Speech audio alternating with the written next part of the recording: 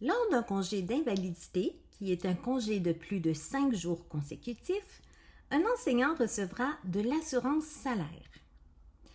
Pour les 5 premiers jours d'invalidité, ce qu'on appelle le délai de carence, ces journées seront prises sur la banque de congés de maladie monnayable, c'est-à-dire des journées pour maladie qui vous seront payées à la fin de l'année si vous ne les avez pas utilisées.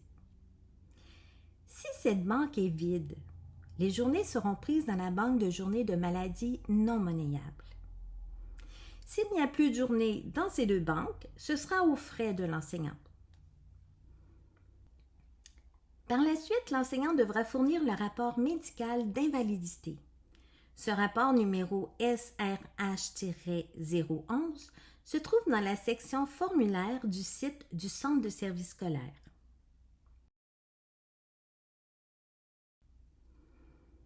Pour les 52 premières semaines de congé d'invalidité, l'enseignant sera payé à 75% de son salaire. Après les 52 premières semaines, l'enseignant sera payé à 66% de son salaire jusqu'à concurrence de 104 semaines. Après chaque consultation médicale, l'enseignant doit communiquer avec le centre de services scolaires pour faire le suivi de son dossier et remettre un nouvel avis médical signé par le médecin. Notez que si vous enseignez à taux horaire, il ne peut y avoir de paiement d'assurance salaire. Si vous enseignez à contrat ou effectuez un remplacement, le paiement des prestations d'invalidité se terminera à la date de fin du contrat ou lors du retour de la personne que vous remplacez.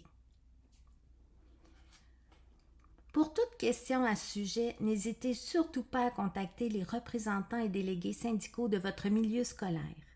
Ils sauront vous répondre ou vous diriger vers les bonnes ressources. N'oubliez jamais qu'ils sont là pour vous.